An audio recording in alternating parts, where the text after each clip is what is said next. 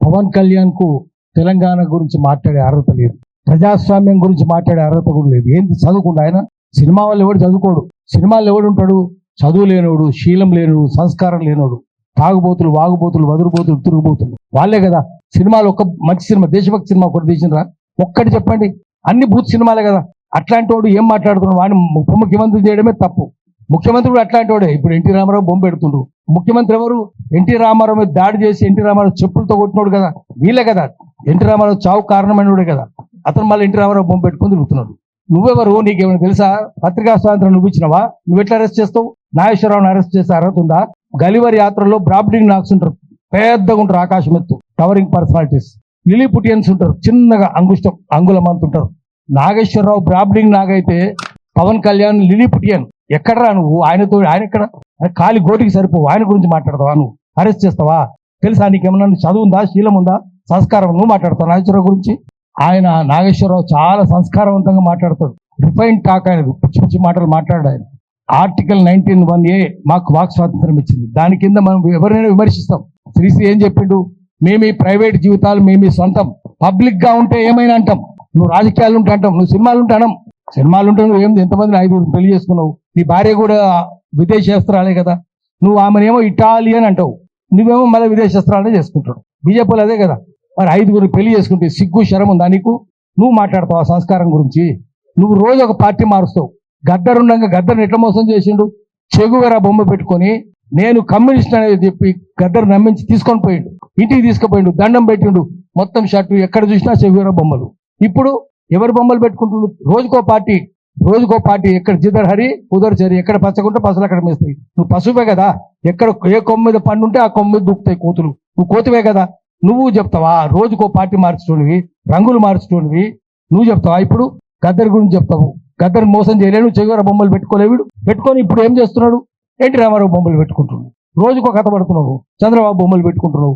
మనం ఏమనాలంటే నువ్వు ఉన్నది ఉన్నట్టు చెప్తే 4 గంటలు జైలు నోళ్ళు తెరుస్తాయి, గుండ్రాలు విసురుతారు అన్నాడు. నాగేశ్వరరావు ఏం చెప్తున్నాడు? ఆయన పాపం అమాయకంగా 4 గంటలు అంటే నేను జైలు పెడతామంటున్నాడు, అరెస్ట్ చేస్తామంటున్నాడు. ఇంత దౌర్జన్యం ఎందుకు? అందుకని మనం ఏం చెప్పాలంటే తెలంగాణ వచ్చినాక తెలంగాణలో తెలంగాణ రాజ్యం ఉందా? ఇప్పుడు మీడియా వాళ్ళు ఉన్నారు, మీడియా వాళ్ళకి అక్రెడిటేషన్ ఉందా? ఎవరికి ఉన్నది? మొత్తం శాటిలైట్ ఛానల్ అంటారు. శాటిలైట్ ఛానల్ అన్ని ఆంధ్రలే కదా. ఒక V6 టీ న్యూస్ తప్ప అన్ని ఆంధ్రలే. మరి ఆంధ్రలకే అక్రెడిటేషన్లు ఉన్నాయి. ఇప్పుడు అక్రెడిటేషన్ పాలసీ చూసుకుందాం, మొత్తం ఆంధ్రలకే. సోయిందా? వాడు ఎవడు కమిషనరు? సోయి లేదు. మంత్రి ఎవడు? వాడిని సోయి లేదు. ముఖ్యమంత్రికి అసలే సోయి లేదు. తెలంగాణ వచ్చినా కూడా అక్రెడిటేషన్లు అన్ని ఆంధ్రలకే వస్తున్నాయి, తెలంగాణలకు లేదు. శాటిలైట్ ఛానల్ తెలంగాణకు లేవు, అన్ని వాళ్ళే. సోషల్ మీడియాకి ఇస్తున్నారా? ఇస్తలేరు కదా. కేబుల్ ఛానల్కి ఇస్తున్నారా? ఇస్తలేరు కదా. మరి ఎవరికి ఇస్తున్నారు? ఎంత అన్యాయం ఏంది? పోనీ ఛానళ్ళల్లో అక్కడక్కడ తెలుగు ఎన్టీవీలో ఒక్కతే అమ్మాయి ఉంది, తెలంగాణ అమ్మాయి. ఆ అమ్మాయికి అక్రెడిటేషన్ లేదు. మళ్ళీ అంతా వాళ్ళే.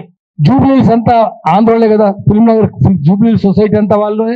Housing society, Jubilees club, Film Nagar housing society, Film Nagar club, మొత్తం ఆంధ్రలో కూడా ఒకటే కులం.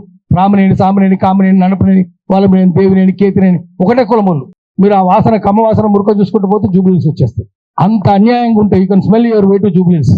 అంత అన్యాయంగా ఇప్పుడు తెలంగాణ వచ్చినాక కూడా రాజ్యాంగానికి ఉన్న 4 అంగాలు ఆంధ్రుల చేతుల్లో ఉన్నాయి. ఇంకా అసెంబ్లీ, నేను చంద్రబాబు శిష్యుని అంటున్నారు కదా ముఖ్యమంత్రి. ఎమ్మెల్యేలు అంటే మొత్తం లెజిస్లేచర్ వాళ్ళ చేతుల్లో ఉంది, మంత్రులంతా వాళ్ళే. అదే తుమ్మల నాగేశ్వరరావు, అదే అంతా వాళ్ళే. అది జ్యుడిషియరీ మళ్ళీ వాళ్ళే ఉన్నారు. జ్యుడిషియరీ నిండా ఆంధ్రలో ఉన్నారు ఇప్పటికీ. ఎగ్జిక్యూటివ్ అంతా మళ్ళీ వాళ్ళే కదా. అదే నవీన్ మిత్తల్, అదే జయేష్ రంజన్, ఆఫీసర్ అంతా వాళ్ళే. సీఎం ఆఫీస్ నిండా వాళ్ళే ఉన్నారు, ఆంధ్రలో ఉన్నారు. అది ఉంది. మీడియా అంతా వాళ్ళ చేతుల్లో ఉంది. 4 అంగాలు, రాజ్యాంగానికి సంబంధించిన 4 అంగాలు ఇంకా ఆంధ్రుల చేతుల్లో ఉన్నాయి. తెలంగాణకు రాలేదు, వచ్చే అవకాశాలు కనిపిస్తలేవు.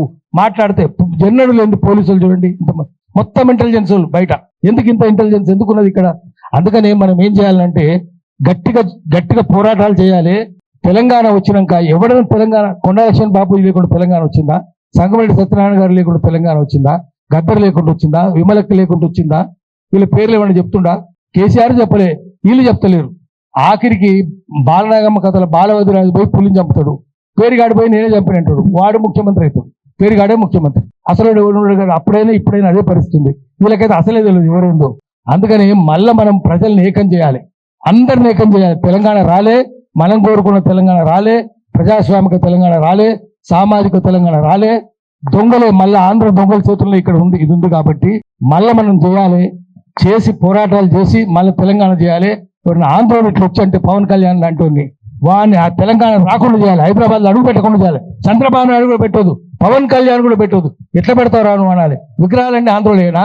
గద్దర్ విగ్రహం పెట్టిస్తున్నారు హైదరాబాద్, ఖమ్మం, కరీంనగర్లో గజ్జల స్వామి అంటే ఆయన 7 విగ్రహం చేసిండు, ఏడాది అర్థం నుంచి తిరుగుతుండు. గద్దర్ విగ్రహం పెట్టిస్తలేరు. ఆదిలాబాద్లో అంబేద్కర్ విగ్రహం పెట్టిస్తలేరు, హైదరాబాద్లో కూడా పెట్టిస్తలేరు. కానీ ఆంధ్రలో బొమ్మలు అయితే వస్తాయి. రోషయ్య అడ్డుకున్న రోషయ్య విగ్రహం ఉంటుంది, ఎస్పీ బాలసుబ్రహ్మణ్యం. వాడు ఏం పాటలు పాడి అన్ని బూత్ పాటలే. నీ అదనం మీద మందార అని, నడుము మీద వడ్డాన అని ఇటువంటి బూత్ పాటలు పాడినోడు వాందా పెడతారు. చివరికి 26 కూడా పెడతారు, రేపు చంద్రబాబు కూడా పెడతారు, లోకేష్ కూడా పెడతారు, పవన్ కళ్యాణ్ కూడా పెడతారు విగ్రహాలు ఇక్కడ. కానీ తెలంగాణలో మాత్రం పెట్టినారు. అందుకని మనం అందరం ఏకం కాకపోతే, మనందరం సోయిలో పడకపోతే, మనం మెదడులో సోయి ఉండాలి, మన చేతిలో రాయి ఉండాలి. అప్పుడే వాళ్ళకి బుద్ధి వస్తుంది. వాడు లూటు చేస్తూనే ఉండు, మనం లాఠీ లేపాలి. దానికోసం అందరం ఏకం చేద్దాము, ఏకం చేసి ప్రజల్ని చైతన్యం చేద్దాం. దాన్ని సోషల్ మీడియానే వాడుకుందాం. సోషల్ మీడియా, అన్సోషల్ మీడియా మనకు వద్దు, అవి వద్దు మనకు. సోషల్ మీడియాని వాడుకొని ప్రజల్ని చైతన్యవంతం చేద్దాం. వాడు మనం తిరుగుతుంటే వాళ్ళంతా వాళ్ళ చెంచాలే ఉన్నదంతా. పృథ్వీరాజు మాట్లాడితే వాడు బూత్ మాట్లాడుతున్నాడంటే వాళ్ళ చెంచాలే. అందుకని మనం మన సోషల్ మీడియాని డెవలప్ చేసుకుందాం, మన ప్రజల్ని చైతన్యవంతం చేద్దాం. మళ్ళా తెలంగాణ, ప్రజల తెలంగాణ, ప్రజాస్వామిక తెలంగాణ, సామాజిక తెలంగాణ నిర్మించుకోవడానికి కృషి చేద్దాం. నమస్కారం.